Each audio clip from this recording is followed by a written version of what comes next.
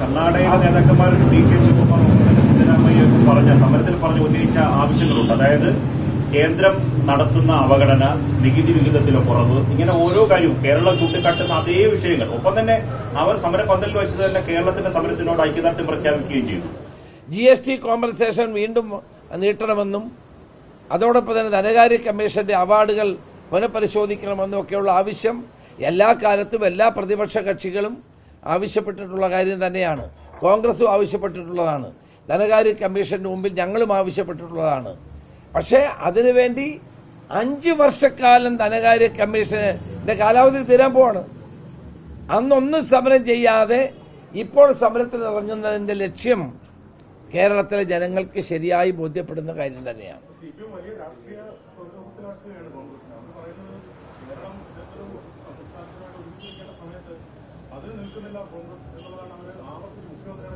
അല്ല, ഇവർ നടത്തുന്ന സമരമാണോ യോഗമാണോ എന്ന് അവർക്ക് പോലും നിശ്ചയമില്ലാത്ത ഇത് ഞങ്ങൾ പോകേണ്ട കാര്യം എന്താണ്? ഞങ്ങൾ കേന്ദ്രത്തിനെതിരെ സമരം ചെയ്യുമ്പോൾ എവരൊക്കെയാണ്? എവരെന്നും മിണ്ടാതിരുന്നിട്ടുള്ളവരാണ്. BJPക്കെതിരെ പോരാട്ടം നടത്തുമ്പോൾ 7.5 വർഷം മിണ്ടാതിരുന്ന ആളുകളാണ്. അവർ ഞങ്ങളെ പഠിപ്പിക്കണ്ട BJPക്കെതിരായിട്ടുള്ള പോരാട്ടത്തിന്റെ കഥയൊന്നും. സർക്കാരിനെതിരെയുള്ള ഒരുപാട് വിമർശനങ്ങളും സർക്കാരിനെതിരെ വികാരവും ഉണ്ടെന്നൊക്കെ പറഞ്ഞല്ലോ.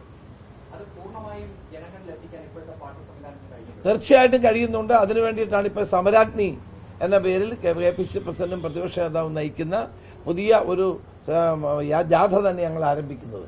ജനങ്ങളിലേക്ക് ഇത് എത്തിക്കാൻ വേണ്ടിയിട്ടാണ് ഞങ്ങൾ ശ്രമിക്കുന്നത്. രമേശ്, ഈ MP-മാർ ഒന്നിച്ച് ഐക്യകണ്ഠേന കേന്ദ്രത്തിന് നിവേദനം പാസ്സാക്കണമെന്ന് പറഞ്ഞിട്ട് സർക്കാർ നിർദ്ദേശം വെച്ചു. അതിന് കേരളത്തിലെ UDF MP-മാർ ഒരുമിച്ചാണ് ധനകാര്യമന്ത്രിയെയും മറ്റുള്ള ആളുകളെയും കണ്ട് കേരളത്തിന്റെ ആവശ്യങ്ങൾ ഉന്നയിച്ചത്. ഞങ്ങൾ കേരളത്തിന്റെ ആവശ്യങ്ങൾ നേടിയെടുക്കുന്നതിന് ഞങ്ങളാണ് മുൻപന്തിയിൽ, ഒരു സംശയവും വേണ്ട. ഇത്തവണ മുഖ്യമന്ത്രി പാർലമെന്റ് സമ്മേളനത്തിന് മുമ്പ് MP-മാരുടെ യോഗം വിളിക്കാൻ പോലും തയ്യാറായില്ല. MP-മാരുടെ ആരാ അവഗണന കാണിക്കുന്നത്? മുഖ്യമന്ത്രിയല്ലേ.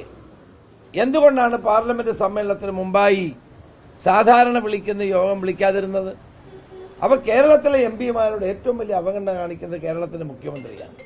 ഈ MP-മാരുടെ യോഗമാണ് ഒന്നിച്ച് കേന്ദ്രത്തിൽ പ്രധാനമന്ത്രിയെ കണ്ട് നിവേദനം സമർപ്പിക്കണമെന്ന് പറഞ്ഞത്. അത് തീരുമാനത്തിനൊപ്പം കേരളത്തിലെ UDF MP-മാർ നിന്നില്ല. രണ്ടാമത് നിയമസഭയ്ക്കുള്ളിൽ ഐക്യകണ്ഠേന പ്രമേയം പാസാക്കുന്ന ദിവസം സഭാപക്ഷത്വമായി പ്രതിപക്ഷം പുറത്തിറങ്ങിപ്പോയി. ഈ സമരത്തിന് മുഖ്യമന്ത്രി പ്രതിപക്ഷ നേതാവിനെയും ഉപനേതാവിനെ ക്ഷണിച്ചിരുന്നു. പക്ഷേ ഈ സമരത്തിനൊപ്പം ചേരാൻ തയ്യാറല്ല എന്ന് പ്രതിപക്ഷം പറഞ്ഞു. പിന്നെ എങ്ങനെയാണ് പ്രതിപക്ഷം കേരളത്തിനൊപ്പം നിൽക്കുന്നത്? ഈ സമരത്തിന് മുഖ്യമന്ത്രി പ്രതിപക്ഷ നേതാവിനെയും ഉപനേതാവിനെയും വിളിച്ച് ചർച്ച ചെയ്തു. ആ ചർച്ച ചെയ്ത ശേഷം അവർ പറഞ്ഞത് UDF കൂടി ആലോചിച്ച് പറയാമെന്നാണ്.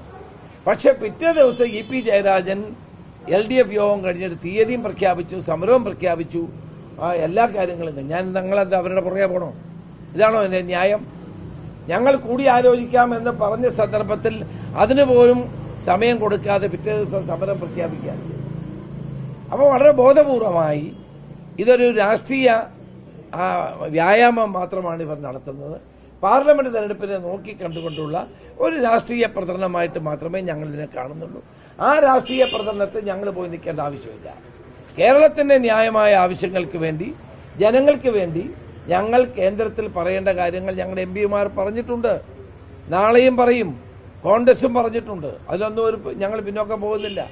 പക്ഷെ സമരമാണോ യോഗമാണോ എന്ന് പോലും അറിയാത്ത ഒരു കാര്യത്തിന് ഞങ്ങൾ അവരുടെ കൂടെ പോകേണ്ട യാതൊരു കാര്യവും ഇപ്പൊ നിലവിലില്ല. അപ്പം അങ്ങനെയാണെങ്കിൽ സ്വന്തം നിലക്കെങ്കിലും സമരം നടത്തണമെന്നാണ് ധനകാര്യമന്ത്രി അടക്കം പറഞ്ഞു. ആദ്യം ധനകാര്യമന്ത്രി ദൂർത്തും അഴിമതിയും ഒന്നും ഇല്ലാതാക്കട്ടെ.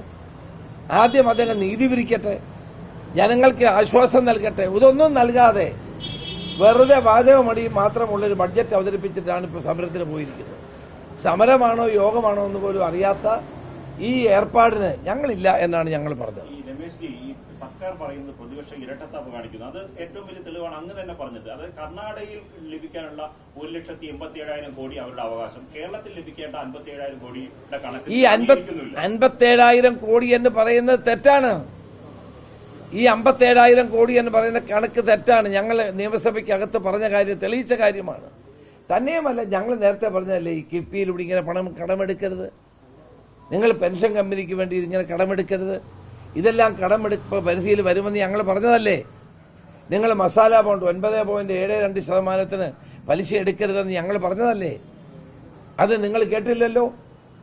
അന്ന് ഈ മസാല ബോണ്ട് വാങ്ങരുതെന്ന് ഞങ്ങൾ ആവർത്തിച്ച് പറഞ്ഞതല്ലേ? മുഖ്യമന്ത്രിക്ക് എന്ത് നിർബന്ധമായിരുന്നു ലണ്ടൻ സ്റ്റോക്ക് എക്സ്ചേഞ്ചിൽ പോയി മണിയടിക്കാൻ? അതിന്റെ ദുരന്തമെല്ലാം, ഇതെല്ലാ ദുരന്തങ്ങളും വരുത്തി വെച്ചിട്ട് കേരളത്തിലെ സാമ്പത്തിക തകർച്ചയിലേക്ക് എത്തിച്ചിട്ട് ഇപ്പോൾ സമരത്തിന് പോകുന്ന അല്ലെങ്കിൽ യോഗത്തിന് പോകുന്ന ഇവരുടെ നിലപാട് പരിഹാസ്യമാണ്. ആദ്യം സ്വയം നന്നാവട്ടെ, എന്നിട്ട് വേണം മറ്റുള്ളവരെ കുറ്റപ്പെടുത്താൻ. കേന്ദ്രം തരേണ്ടത് വാങ്ങിച്ചെടുക്കുന്ന കാര്യത്തിൽ ഞങ്ങളുടെ എം പിമാരാണ് ഏറ്റവും മുന്നിൽ നിന്ന് പ്രവർത്തിക്കുന്നത്.